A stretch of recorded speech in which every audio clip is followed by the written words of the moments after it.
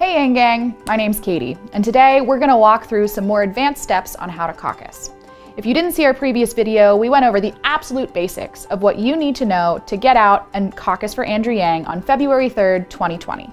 This video will be specifically targeted at our precinct captains. If you haven't already signed up to be a precinct captain, head over to yang2020.com/ia-captain in order to sign up.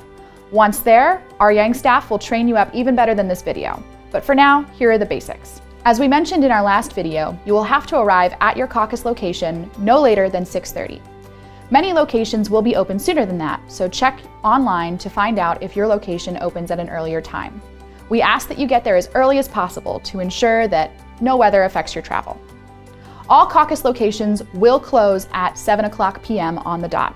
So if you are planning to arrive on the later side of things, make sure to take that into account. So long as you're in line by 7 o'clock, you don't have to worry. The caucus secretary will stand at the back of the line at that time and no one else will be allowed to enter. When you walk in, there will be two different lines to sign in to go to caucus. On the one side will be people who have not yet registered. So those are the independents and Republicans changing parties, new voters, and people who've changed addresses. On the other side will be people who have pre-registered. If you've pre-registered, you can just walk in, say your name, and you'll be let in. If you have not pre-registered, go up to the person who is taking the information, hand in your ID, some form of mail, or find a person to vouch for you. Once you've entered the location, locate your YangGang precinct captain. You can't miss them. They'll be the person with the hat on their head with the Iowa flag on the brim. If you are the precinct captain, make sure that you get there nice and early. Everyone will be looking for you, and so if you're not there, we can't properly organize. Signs and other YangGang merch are allowed in the venue, so be sure to come decked out so everyone can locate each other. The more we rally together, the better we'll do. Once everyone is in the caucus location, after 7 p.m., the temporary chair of the caucus will call everything to order. The chair will begin by electing a permanent chair. Usually this will just end up being themselves. Next, they will elect a caucus secretary. Once all of that is in order, speeches can begin. Elected officials are guaranteed a speech. If you're not an elected official but you're running for office, you may be allowed to speak. It's all up to that chair. After speeches, the first stage of presidential preference begins. Presidential preference is the part of the caucus you are probably familiar with. People walk around the room and stand in groups to indicate which candidate they support. Before the formation of groups begins, the caucus chair will determine the threshold for viability. If a presidential preference group is not viable, the supporters who pick that candidate have to choose again. Viability is determined based upon the number of delegates your precinct gets to contribute to the state-level caucus. The number of delegates was assigned to your precinct by the Iowa Democratic Party after the last election based upon turnout. This is the first part of the caucus that will involve a little math.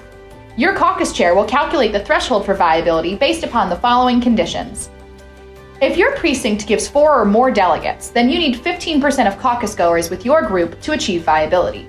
If your precinct gives 3 delegates, then you need 16.67% of caucus goers to achieve viability. If your precinct gives 2 delegates, then you need 25% of caucus goers to achieve viability. If your precinct only gives 1 delegate, then you just need a simple majority of caucus goers. Now what does this mean? Let's say you and 19 of your other neighbors show up to the caucus, so 20 people total.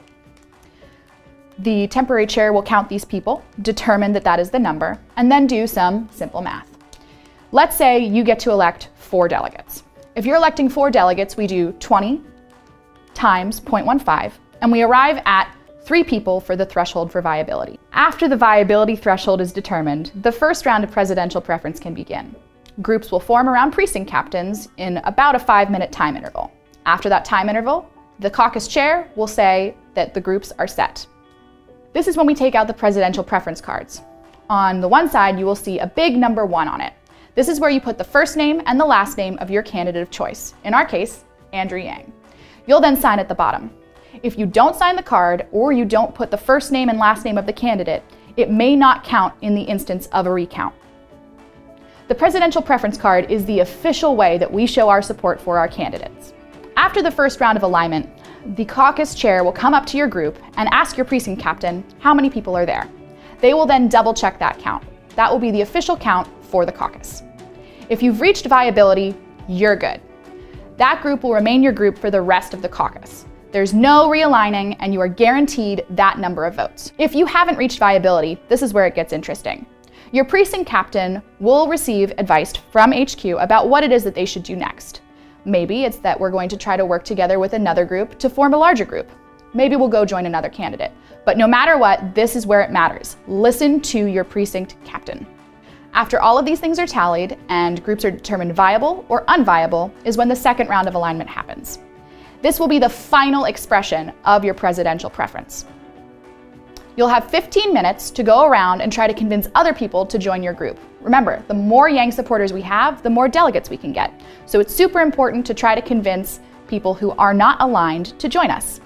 After those 15 minutes are up, a recount will take place. Now remember, you can't have fewer people than you had before. You can only have gained new supporters. The caucus chair will once again come around to each group and ask, how many people do you have? They'll then count to confirm. The next step is determining the number of delegates awarded to the various groups. The caucus chair will do this math, but we have an app to double check just for you. The formula works like this. It'll be the number of members in your group times the number of delegates that your precinct gets, divided by the total number of people who caucused. So for example, let's say we have a group of 3, and the number of delegates awarded is 4. You would divide that by 20 to see that you are awarded exactly 1 delegate. Now, if you actually did that math with me, you get 0.6. But in this case, 0.6 rounds up to 1, so you're awarded 1 delegate. And it'll work like that for each of the different scenarios. It is important to note that if you have 0.4, for example, it would round down. So let's say, by some variation, we ended up with 2.4 delegates awarded. That would only mean that we get 2 delegates. Now that the number of delegates has been determined, your group will elect together exactly who you want to have represented from your group as a delegate. Once all of the groups have selected their delegates, the entire caucus ratifies those members. After the delegate selection is all done, there's one final vote to determine the platform committee and the committee of committees that will go on to various other caucuses. This is super important as it determines the trajectory of the Democratic Party here in Iowa. Thanks so much for watching this video today, guys. If you have any questions, all you need to do is go to yang2020.com/Iowa for more information. Are all y'all paying attention? Automation gonna sweep the nation unless we get him in. Andrew Yang, 2020 freedom dividend. Climate change is real again. Science rules. Teachers bringing home some bread. Medicare for every citizen. That's nice. Andrew Yang, 2020 freedom dividend.